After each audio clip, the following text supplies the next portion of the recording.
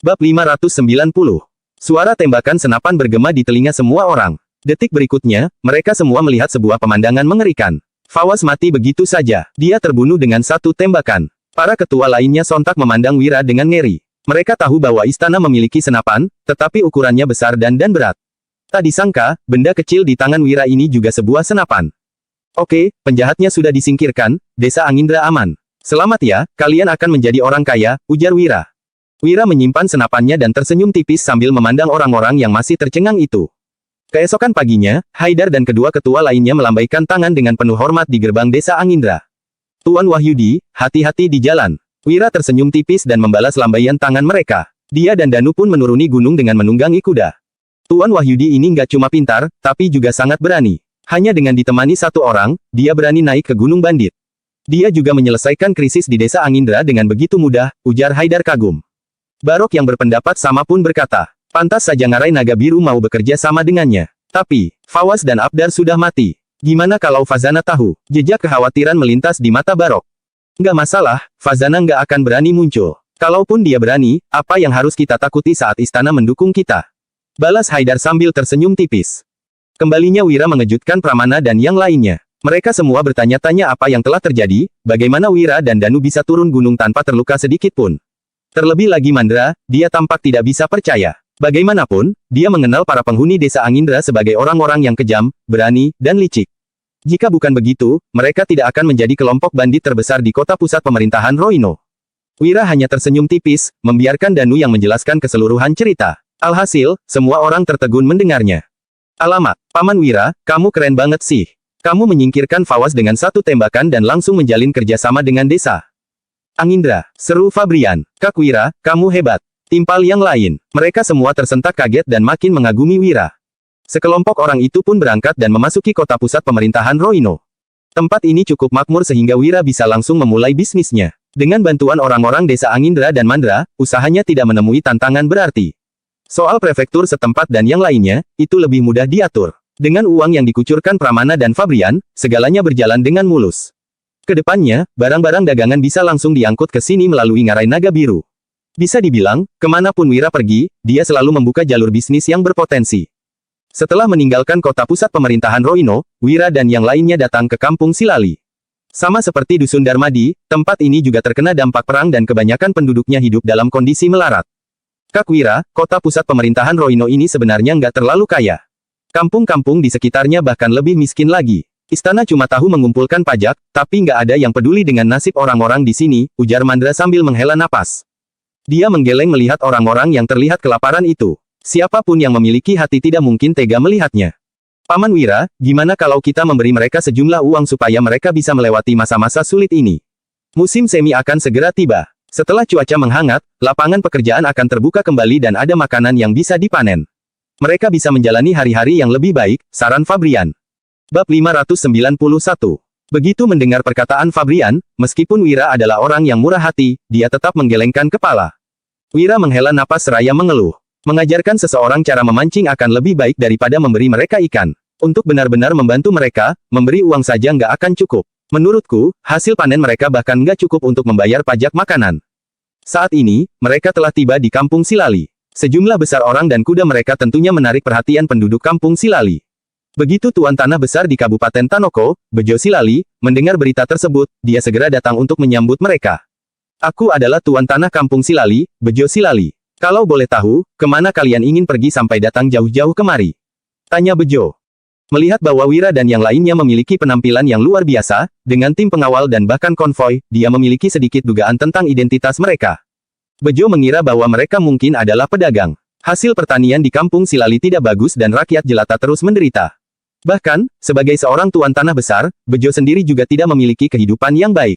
Dia harus menyenangkan pejabat pemerintah dan menoleransi penyewa tanah.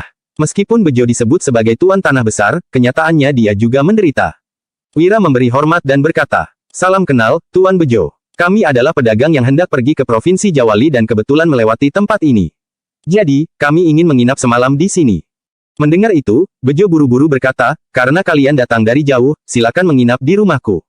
Dengan demikian, Bejo pun membawa Wira dan yang lainnya ke rumahnya sendiri, meskipun rumahnya itu cukup sederhana. Sobat Wira, mohon jangan keberatan. Kampung Silali kami dan kampung-kampung di sekitar memang hidup dengan susah, jadi kami nggak bisa menjamu kalian dengan makanan mewah. Usai mengatakan itu, Bejo pun menjamu mereka dengan beberapa buah liar.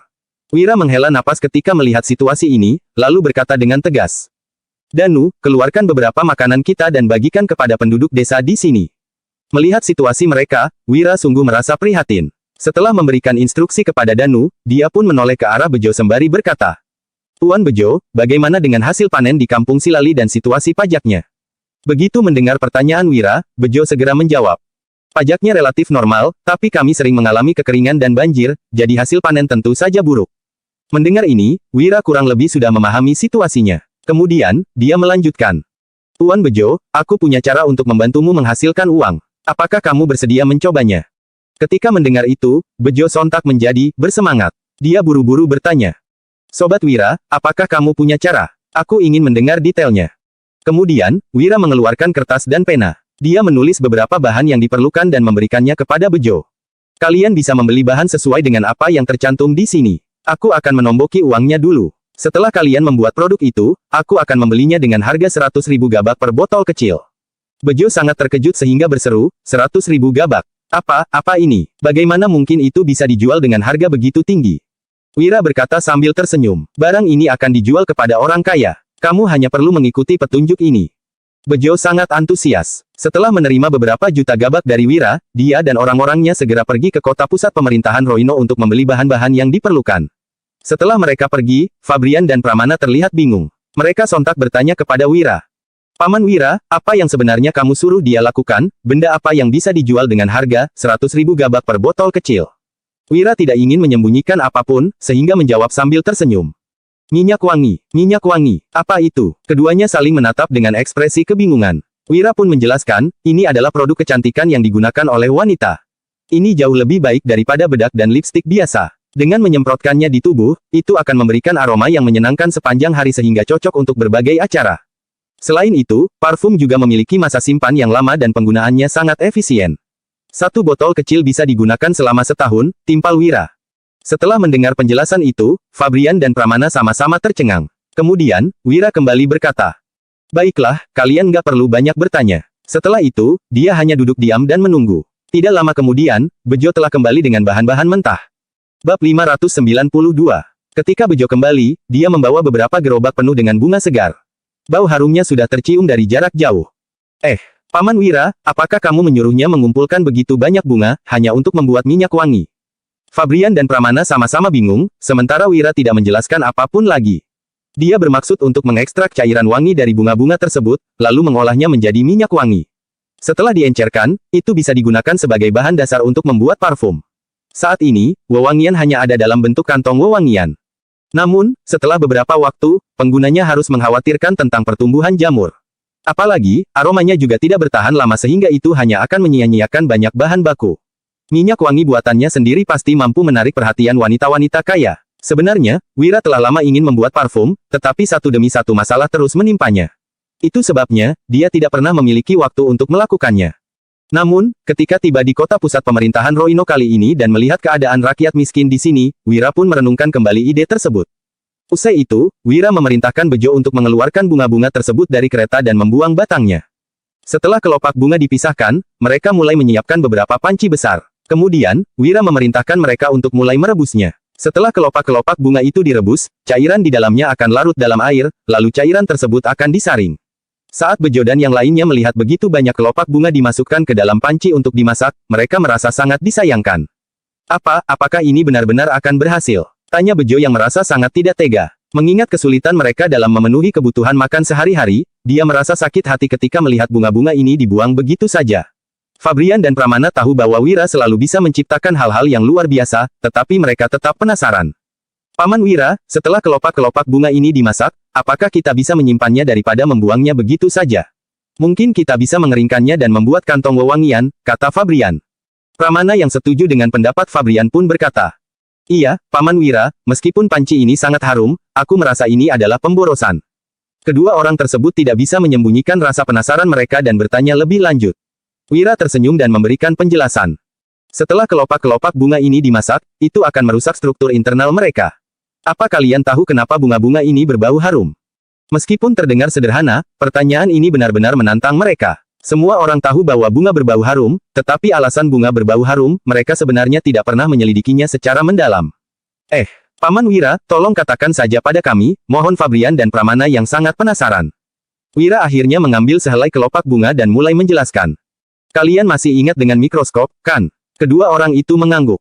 Saat memikirkannya sekarang, mereka masih merasa takjub karena mikroskop adalah sesuatu yang luar biasa. Hanya saja, mereka tidak tahu alasan Wira mengungkit tentang benda tersebut sekarang. Sebenarnya, mikroskop yang kita miliki sekarang belum cukup canggih. Di masa depan, aku akan membuat mikroskop yang lebih canggih untuk menunjukkan kepada kalian apa yang ada di dalam kelopak bunga ini. Awalnya, Wira enggan memberikan penjelasan lengkap karena topik sel dan sitologi akan sulit untuk dicerna oleh orang yang tidak terbiasa.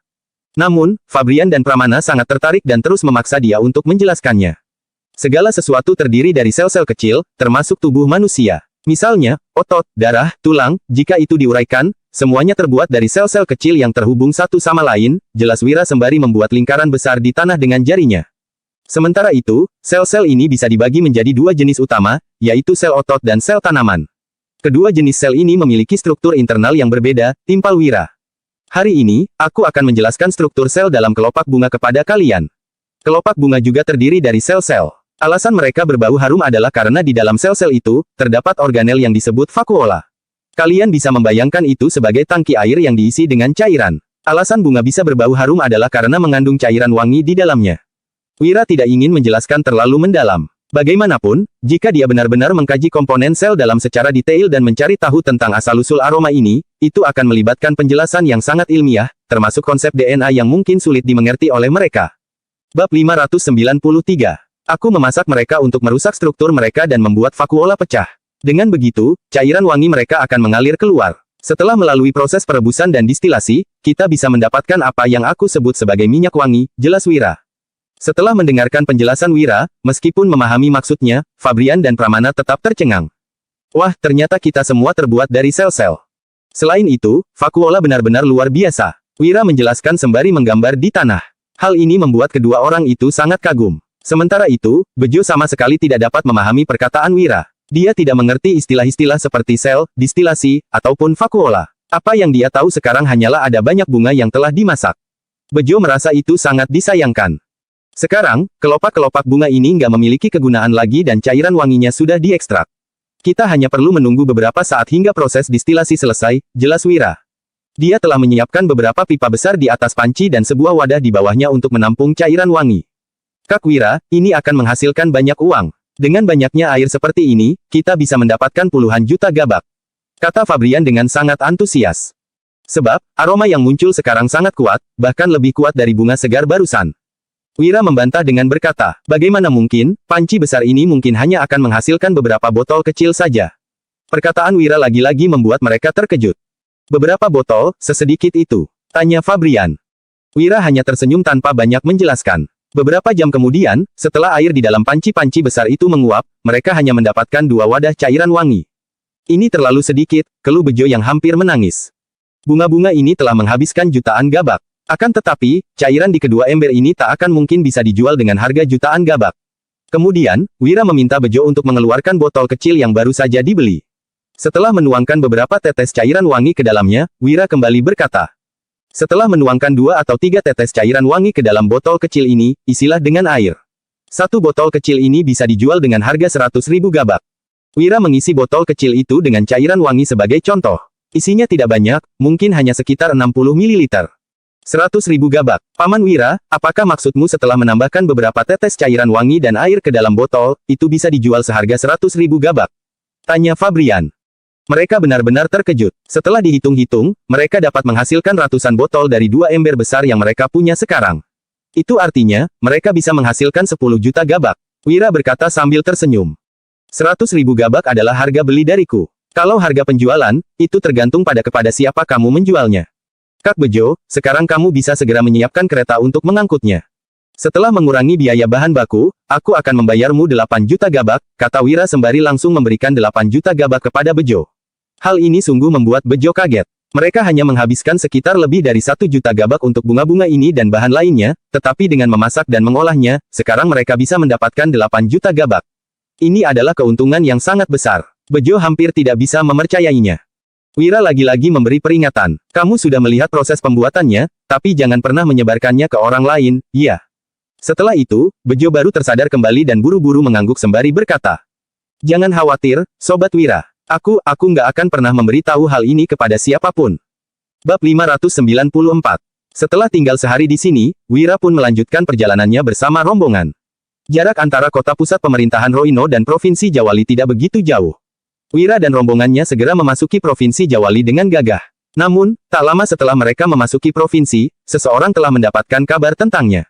Pada saat ini, di sebuah rumah di Provinsi Jawali, Farel tengah memegang sepucuk surat sambil menyunggingkan senyuman, lalu berkata, "Cepat sekali, mereka bisa-bisanya sudah datang."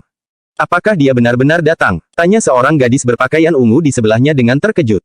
Farel menjawab sambil mengangguk, "Dia sudah masuk ke kota." Nggak disangka, Wira ini benar-benar romantis, dia sungguh datang ke sini untuk menjemput istrinya. Gadis berpakaian ungu itu meledeknya dengan gembira. "Jadi, rencanamu sepertinya akan gagal, iya." Farel mengerucutkan bibirnya sambil berkata. Semua pria itu sama saja, apalagi dia terkenal sebagai pria hidung belang. Nggak peduli bagaimanapun dia berpura-pura, itu nggak ada gunanya. Aku sudah menyiapkan hadiah pertemuan untuknya, aku yakin dia akan menyukainya. Gadis berpakaian ungu itu mendengus, lalu berkata. Menurutku, hadiah yang kamu siapkan nggak akan membuatnya terkesan. Kalau kamu menjadikan dirimu sebagai hadiah, mungkin itu akan lebih efektif. Farel segera mengulurkan tangannya dan menepuk pantat gadis berpakaian ungu itu. Kemudian, dia melontarkan kata-kata untuk membuat gadis itu kesal. Hei, sudah berapa kali kukatakan padamu, aku sama sekali nggak tertarik dengan pria. Tapi, memberikanmu kepadanya mungkin bisa efektif juga. Gadis berpakaian ungu itu memelototi Farel sembari berseru. Apa kamu berani? Sikapnya membuat Farel tersenyum makin bahagia. Kemudian, pria itu menutup kipas lipatnya dan berkata sambil tersenyum, karena teman lama datang, mari kita pergi bertemu dengannya. Wira melihat sekeliling dan merasa terkesan, lalu dia berkata. Apakah ini adalah Provinsi Jawali? Kota memang berbeda, sama sekali nggak bisa dibandingkan dengan desa. Dibandingkan dengan kota pusat pemerintahan Roino dan bahkan Ngarai Naga Biru, daerah ini jelas lebih makmur. Baiklah, mari kita membeli sebuah rumah. Kita mungkin akan tinggal di Provinsi Jawali untuk waktu yang lama kali ini, ucap Wira. Dia ingin mengembangkan bisnisnya di Provinsi Jawali sehingga akan tinggal di sini untuk beberapa waktu. Apalagi, dia juga akan menjemput istrinya. Tidak mungkin dia tinggal bersama istrinya di rumah keluarga Linardi, bukan? Kalaupun istrinya setuju, Wira juga tidak akan bersedia. Keluarga Linardi selalu meremehkannya selama ini. Dia benar-benar tidak ingin tinggal di sana. Paman Wira, aku memiliki beberapa teman di Provinsi Jawali. Aku ingin mengunjungi mereka dulu, ucap Fabrian sambil terkekeh-kekeh. Namun, ekspresi liciknya juga membuat Wira tersenyum. Kemudian, Wira pun melirik Pramana sembari berkata. Benarkah? Oke, Pramana, tolong temani Fabrian, iya. Oh iya, Kak Putro mengatakan bahwa aku nggak boleh membiarkannya pergi ke bordil. Dia bahkan ingin menjemput gadis di sana pulang. Kalau dia mencoba pergi ke bordil, pastikan untuk menghentikannya. Kalau sampai Kak Putro marah, aku benar-benar nggak bisa berbuat apapun. Wira mengalihkan pandangannya ke Fabrian. Dia tentu tidak boleh melupakan masalah orang ini. Putro telah memberinya peringatan dengan sangat jelas. Baiklah, ucap Pramana sambil tertawa. Sementara itu, Fabrian merasa sangat malu karena upayanya tertangkap basah. Ini adalah momen yang sangat memalukan baginya. Oke, aku juga akan menyelesaikan urusanku sekarang. Usai berkata demikian, Wira menyuruh Danu untuk membawa beberapa barang, seperti permen kristal, gelas kaca, dan bahkan beberapa botol parfum. Dia berniat mengunjungi rumah keluarga Linardi. Begitu memikirkan istrinya, Wulan, hati Wira pun berdebar. Entah apakah gadis itu merindukannya atau tidak. Selain itu, dia juga harus mengurus masalah Dian. Wulan adalah istrinya, meskipun Wira menyukai Dian, dia tetap harus meminta izin istrinya untuk hal semacam ini. Setelah semuanya siap, Wira akhirnya pergi ke rumah keluarga Linardi bersama Danu, dengan membawa barang-barang yang telah dipersiapkan. Keluarga Linardi adalah keluarga terpandang di Provinsi Jawali. Mereka memiliki kekuasaan politik di sini. Itu sebabnya, ketika Wira tiba di sana, dia segera menyerahkan surat kunjungan. Bab 595. Wira berucap, aku datang dari Dusun Darmadi untuk menjemput istriku. Pengawal yang menjaga pintu melirik Wira sekilas dengan sikap arogan. Orang rendahan dari Dusun Darmadi ini berani mendatangi kediaman keluarga Linardi. Wira memang merupakan menantu keluarga Linardi, tetapi keluarga Linardi tidak pernah mengakui status Wira. Hanya saja, pengawal ini tidak mengatakan apapun. Dia langsung menutup pintu, lalu masuk untuk melapor. Wira benar-benar datang. Dasar pria brengsek, ujar Melati yang kesal. Setelah berpikir sejenak, dia langsung berkata. Jauhar, usir saja dia. Jauhar terus menunggu perintah dari Melati. Dia langsung menyahut setelah mendengar ucapan Melati. Oke, Nona Melati, aku akan mengusir pecundang itu. Kemudian, Jauhar langsung berjalan ke pintu masuk kediaman, lalu berucap. Kamu Wira? Ya, aku pengurus keluarga Linardi, namaku Jauhar. Wira tertegun. Sepertinya, keluarga Linardi tidak mendisiplinkan bawahannya dengan baik. Bahkan, seorang pengurus rumah berani menyapa Wira langsung dengan sebutan nama. Meskipun tidak diakui di keluarga Linardi, setidaknya pengurus ini harus memanggil Wira dengan sebutan Tuan. Benar, aku memang Wira, sahut Wira. Dia menarik napas dalam-dalam dan tidak berkata apa-apa lagi. Jauhar menimpali sambil merapikan lengan bajunya. Kalau mau aku menyerahkan surat kunjungan, nggak masalah. Tapi, aturannya. Maksud perkataan Jauhar sudah jelas. Wira mengernyit dan raut wajahnya menjadi masam. Apa maksud orang ini? Beraninya pengurus rumah ini menindas Wira. Keluarga Linardi termasuk keluarga bermartabat. Aku nggak menyangka keluarga Linardi juga berbuat kotor seperti ini, ucap Wira. Jauhar seketika merasa kesal dan membentak. Apa maksudmu? Kamu hanya pecundang yang datang dari desa, beraninya kamu marah-marah di depan kediaman keluarga Linardi. Kamu cari mati, ya. Selain itu, kamu pergi saja. Kamu nggak boleh menjemput Nona Wulan, kelak kamu nggak usah datang lagi. Lanjut Jauhar. Jauhar mendengus. Awalnya, dia berniat membuat Wira mundur sendiri. Siapa sangka, ternyata Wira begitu tidak tahu diri. Oh, ya, ucap Wira. Dia melirik Danu sekilas, lalu Danu yang memahami maksud Wira segera maju dan memukul Jauhar hingga terjatuh ke lantai. Ark, beraninya kamu memukulku. Aku ini pengurus keluarga Linardi. Kalau kamu memukulku, berarti kamu sudah mempermalukan keluarga Linardi. Aku mau mengadu kepada Tuan Opal, teriak Jauhar. Sementara itu, Wira mencibir dan malas memedulikan Jauhar. Dia langsung maju, lalu melirik sekilas pengawal lain. Wira berujar. Bawa aku temui Tuan Opal. Kalau enggak, jangan salahkan aku bersikap kasar. Kepala keluarga Linardi yang juga merupakan mertua Wira adalah pejabat pemerintahan. Dia tidak berada di Provinsi Jawali. Jadi, semua urusan di Provinsi Jawali diserahkan kepada Opal. Pengawal itu juga tidak berani berkomentar, dia langsung bergegas masuk. Jauhar yang segera mencari Opal di ruang kerjanya berteriak. Tuan Opal, Wira menerobos masuk dan memukul orang. Opal terkejut begitu mendengar teriakan Jauhar. Dia berkata, Wira sudah datang. Meskipun tidak menerima Wira, Opal juga merasa canggung saat teringat perbuatan istrinya.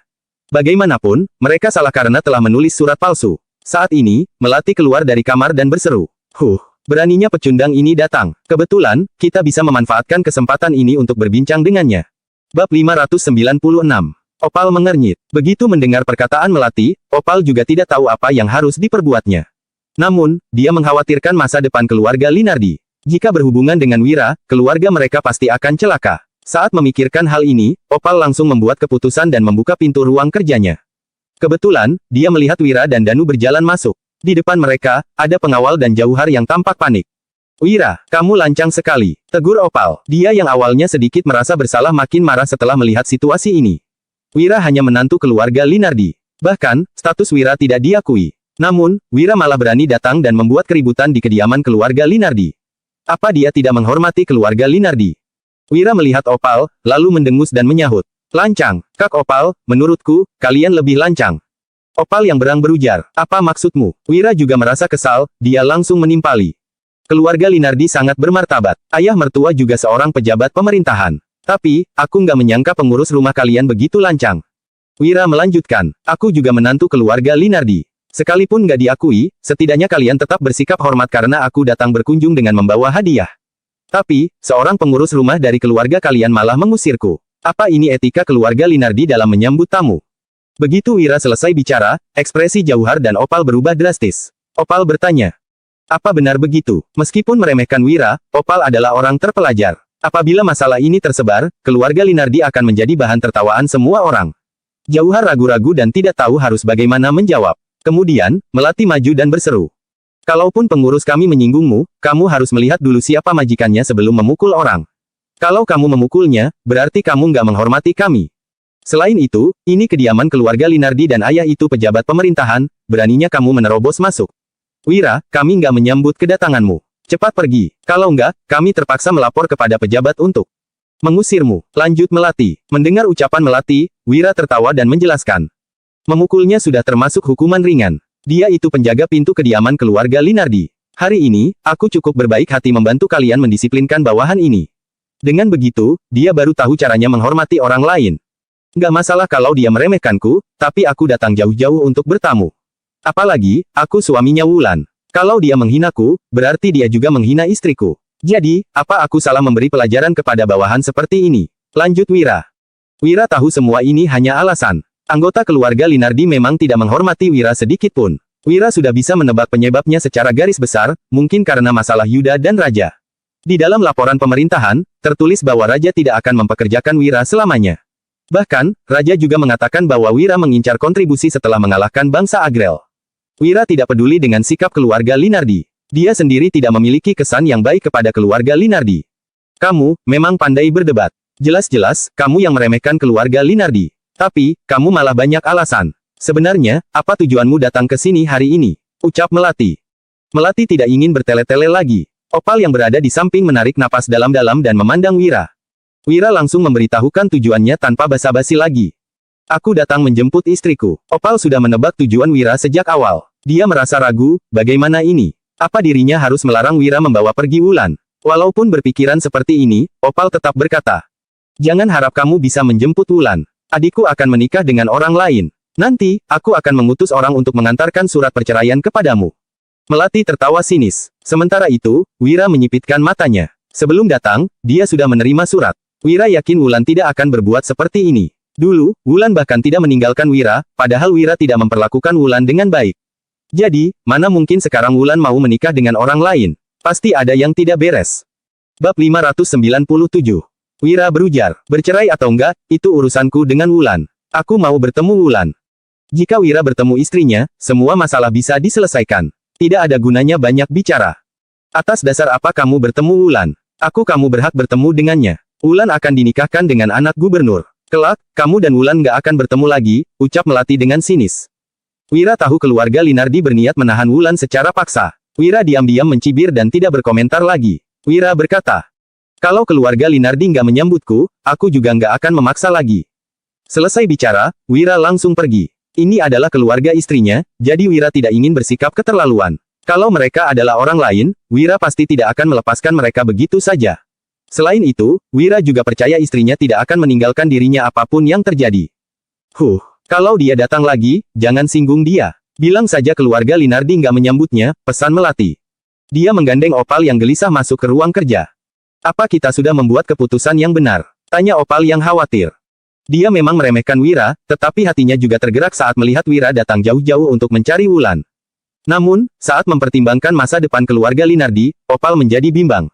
Melati berucap, kamu ini nggak realistis. Sekarang Raja nggak mendukung faksi penasihat kiri, sedangkan Yuda dan Wira ada di kubu yang sama dengan penasihat kiri. Kalau menyinggung Raja, semua anggota keluarga Linardi akan menjadi rakyat biasa. Saat itu, nggak ada gunanya lagi kamu menyesal. Opal mengangguk setelah mendengar ucapan Melati. Dia berkata, oke, aku akan dengar saran kamu. Melati melanjutkan perkataannya ketika teringat sesuatu. Selain itu, awasi Wira dengan ketat. Dia sudah berubah, dulu dia begitu penakut. Sekarang dia sudah hebat, jadi lebih baik awasi dia supaya nggak merusak rencana kita.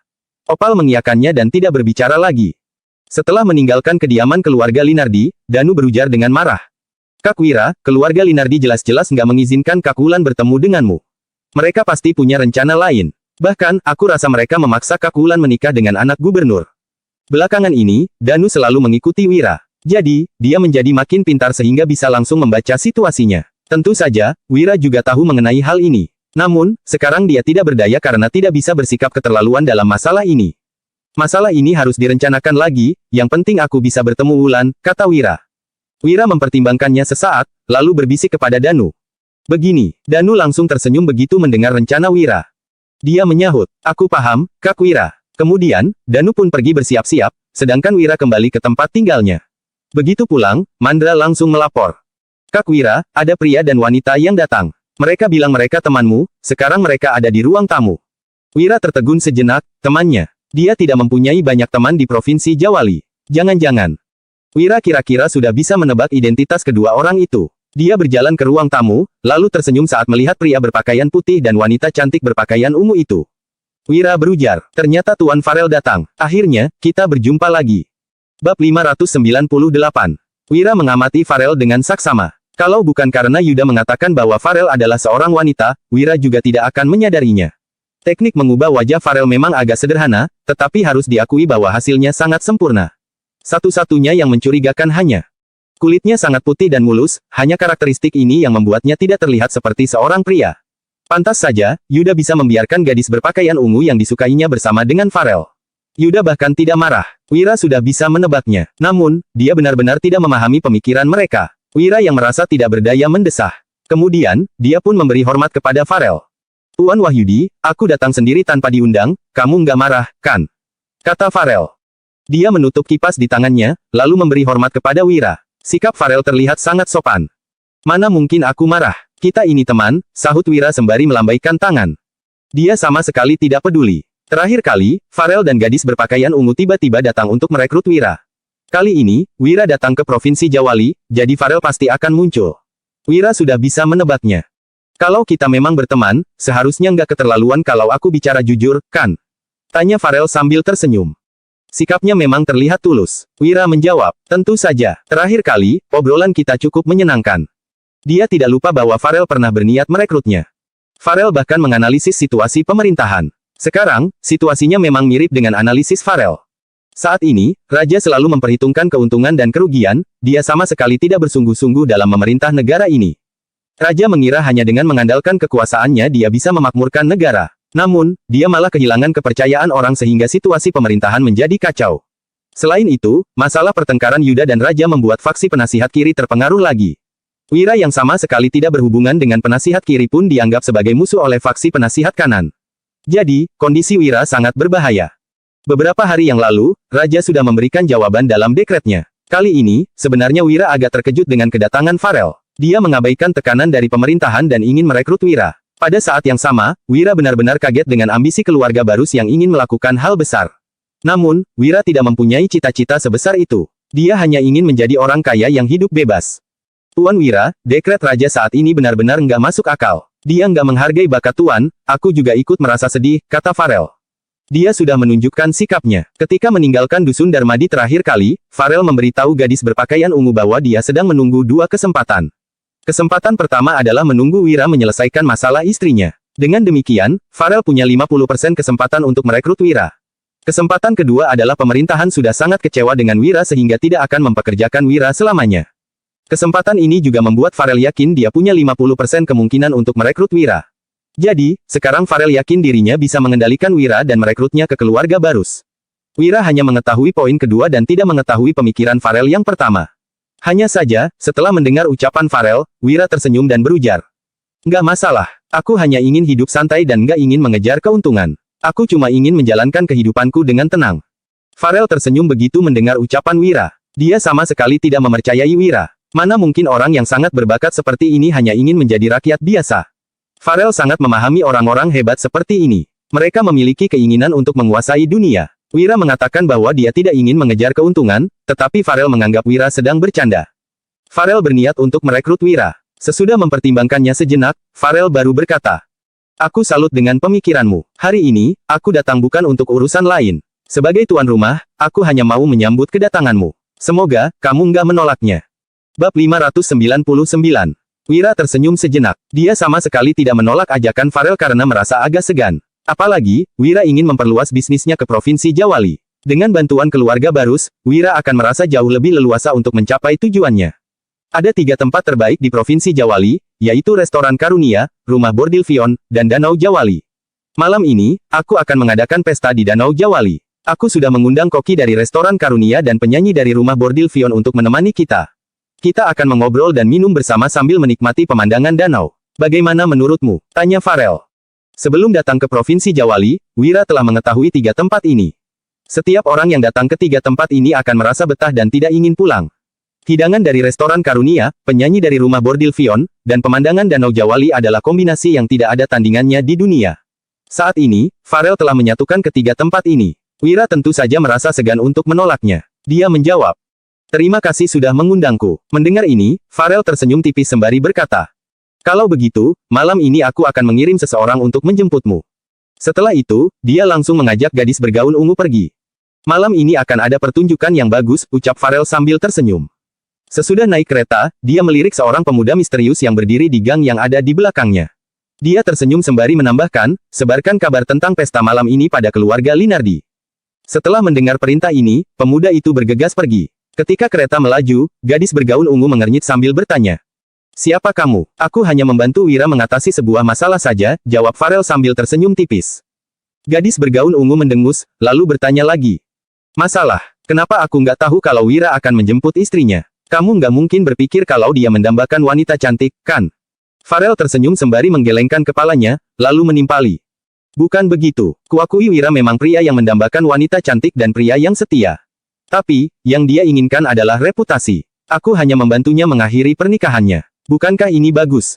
Mendengar ini, gadis bergaun ungu tersenyum licik dan tidak berkata apa-apa lagi. Begitu mereka pergi, berita ini langsung tersebar sampai ke telinga keluarga Linardi, Opal, dan Melati. Brengsek, aku kira dia memperlakukan adikku dengan tulus. Dia awalnya berjanji setelah menikahi adikku, dia akan mengadakan pesta untuk keluarga Linardi. Bisa-bisanya dia akan bermalam di Danau Jawali bersama penyanyi nomor 1 di rumah bordil Fion. Dia memang gila wanita, teriak Opal dengan marah. Kenapa kamu harus marah? Bukankah hal ini sangat bagus? Tanya Melati sambil tersenyum. Setelah itu, dia segera pergi ke halaman belakang untuk menyapa pejabat kecil. Saat ini, Wulan sedang duduk di halaman belakang sambil memegangi pipinya. Dia terlihat sedang merindukan suaminya. Sejak menerima surat dari Wira, beberapa hari ini berat badan Wulan menurun. Kamu masih memikirkan bajingan itu. Kamu benar-benar bodoh. Melihat Wulan seperti ini, Melati seketika mendengus dan menghampirinya. Kak Melati, akhirnya kamu datang. Apa kakak mendapat kabar tentang suamiku? Tanya Wulan dengan gugup. Ini sudah lama sekali, pemberontakan juga sudah lama berakhir. Secara logika, Wira seharusnya sudah datang menjemput dirinya, tetapi kenapa Wira masih belum tiba? Tentu saja, kamu lihat sendiri, jawab Melati sembari mengeluarkan surat dan memberikannya pada Wulan. Melihat ini, wajah Wulan seketika memucat. Bab 600. Setelah membaca surat tersebut, wajah Wulan sontak memucat. Sudah kukatakan, Wira adalah pria nggak berperasaan. Awalnya kukira kedatangannya ke Provinsi Jawali adalah untuk menjemputmu. Nggak disangka, ternyata dia kemari untuk bertemu dengan keluarga Barus dan penyanyi dari rumah bordil Fion. Malam ini, mereka akan mengobrol sambil minum bir di Danau Jawali. Tuan muda Farel adalah pria cabul. Dia selalu ditemani oleh wanita cantik. Kalau mereka berdua bersama, apa yang akan mereka lakukan? Ujar Melati memanaskan suasana sambil tersenyum licik. Jika Wulan menyerah dengan pernikahannya, rencana ini akan berhasil. Lagi pula, Melati sama sekali tidak menganggap serius Wira. Nggak mungkin, Wira nggak akan mungkin memperlakukanku seperti ini. Nggak mungkin, aku mau bertemu dengan Wira. Setelah mengatakan ini, Wulan hendak pergi. Namun, Melati menghalanginya dan berkata, Wulan, kamu lugu sekali. Kalau kamu pergi sekarang, kamu akan mewakili nama baik keluarga Linardi. Wira sudah melakukan hal yang memalukan. Kalau kamu pergi menemuinya, kamu hanya akan membuat ayah dan Kak Opal marah besar. Ujar Melati dengan buru-buru. Dia bahkan membawa-bawa nama kepala keluarga Linardi. Aku ingin meminta penjelasan dari Wira. Meskipun dia benar-benar nggak menginginkanku lagi, aku mau mendengar dari mulutnya secara langsung. Ucap Wulan. Dia sama sekali tidak percaya bahwa suaminya akan melakukan hal seperti ini. Wira datang ke Provinsi Jawali pasti untuk menjemputnya. Kamu benar-benar keras kepala. Lupakan saja, aku nggak bisa mengatakan apa-apa lagi padamu. Tapi, kamu nggak boleh menemui Wira. Kamu memang nggak peduli, tapi keluarga Linardi masih peduli dengan nama baik. Masalah Wira beberapa tahun ini sudah membuat keluarga kita malu. Maaf, Wulan, aku nggak akan membiarkanmu membuat keluarga Linardi tambah malu. Setelah menyelesaikan ucapannya, Melati memanggil pengawal untuk berjaga di halaman ini.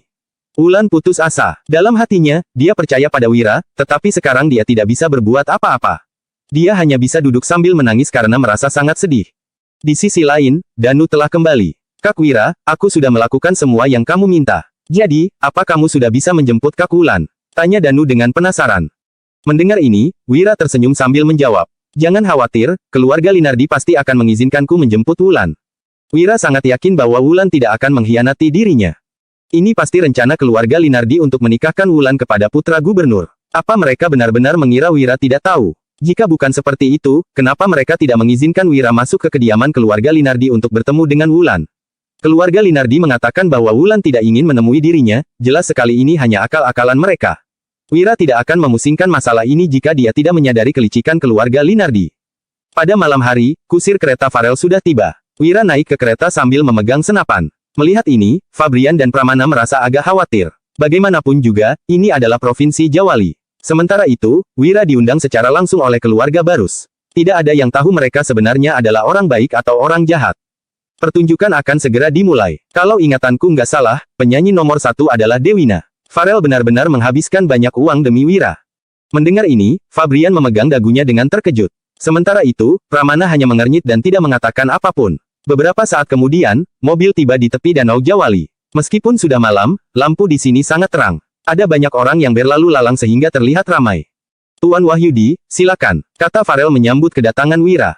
Dia sudah lama menunggu di sini. Ada perahu yang berhenti di tepi danau dengan lentera warna-warni. Orang yang tidak tahu pasti akan mengira bahwa ada yang mengadakan pernikahan di tempat ini. Wira tersenyum sejenak, lalu naik ke kapal bersama Farel. Ada pesta besar di dalam. Terlihat makanan lezat, bir berkualitas, dan wanita cantik. Bab 601. Biar ku perkenalkan, dia adalah Dewina, penyanyi nomor 1 di rumah bordil Vion sekaligus di Provinsi Jawali. Selama ini, dia cuma memberikan pertunjukan seni tanpa menemani tamu tidur. Tapi, begitu bertemu Tuan Wahyudi yang terkenal di seluruh tanah air, dia tanpa sadar jatuh cinta, ujar Farel buru-buru memperkenalkan. Wira memandang wanita berpakaian kuning itu. Wanita itu memang cantik dan menarik. Baik wajah maupun bentuk tubuhnya tidak bercacat. Pesona yang dipancarkan sorot matanya baru pertama kali Wira jumpai di antara begitu banyak wanita. Seolah-olah, lirikan matanya saja sudah mampu memikat hati orang. Tidak heran jika wanita itu menjadi penyanyi nomor 1. Tuan Farel bisa saja, aku sama sekali bukan orang terkenal. Kalaupun dikenal orang, paling-paling karena mereka mendengar reputasi burukku, ujar Wira sambil mengibaskan tangan dan memalingkan pandangan dari Dewina. Melihat ini, Farel dan Dewina sama-sama tercengang, bahkan gadis berpakaian ungu pun ikut tertegun. Tidak pernah ada seorang pria pun yang bisa menolak pesona kecantik Dewina dari Provinsi Jawali. Namun, Wira hanya memandang Dewina sekilas, lalu memalingkan wajah. Gadis berpakaian ungu dan Dewina sama-sama terkejut. Hanya Farel yang memasang senyum, diam-diam dia berpikir bahwa Wira sungguh jago berpura-pura. Silakan duduk, kata Farel, lalu duduk di hadapan Wira. Gadis berpakaian ungu berlutut di samping Farel dan mulai melayaninya. Sementara itu, Dewina berlutut di sebelah Wira untuk melayaninya. Tuan Wahyudi, aku sudah bilang kalau aku akan menjamumu dengan baik. Makanan, pemandangan indah, dan wanita cantik sudah kusiapkan. Malam ini, izinkan Dewina melayanimu, ujar Farel sambil mengedipkan matanya pada Wira. Maksud dari kata-katanya sudah sangat jelas. Wira menghela napas, lalu berkata, Tuan Farel, apa kamu nggak tahu alasan kedatanganku ke Provinsi Jawali kali ini? Mendengar itu, Farel mengerjap dan menjawab, bukannya Tuan Wahyudi datang karena urusan bisnis.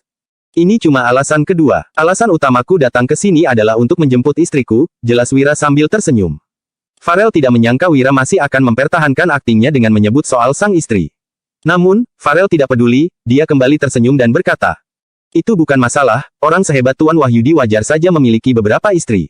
Kurasa, istrimu seharusnya bisa maklum. Wira menghela napas tanpa daya. Sepertinya Farel masih tidak mempercayai ucapannya tempo hari. Tuan Farel, cinta sejatiku adalah istriku. Selain itu, aku nggak menyukai seorang wanita cuma dari kecantikannya. Ada satu pepatah yang bagus. Penampilan yang memesona itu sama, tapi jiwa yang menarik hanya satu di antara sejuta, ujar Wira. Kata-kata ini membuat Farel dan yang lainnya terkejut. Penampilan yang memesona itu sama, tapi jiwa yang menarik hanya satu di antara sejuta, gumam Farel. Ini pertama kalinya dia mendengarnya, tetapi dia harus mengakui bahwa kata-kata itu benar adanya. Tuan Farel, terima kasih sudah mengundang Dewina untuk memeriahkan suasana. Tapi, kalau kamu punya maksud lain, aku nggak bisa tinggal lebih lama lagi. Tolong hentikan perahu di tepi danau, aku mau turun, kata Wira sambil berdiri. Farel makin terkejut mendengar kata-kata Wira ini. Mungkinkah dirinya sudah salah menilai Wira? Bukankah Wira itu pria yang bernafsu besar? Mengapa Wira bereaksi seperti ini sekarang? Apakah semua rumor itu salah?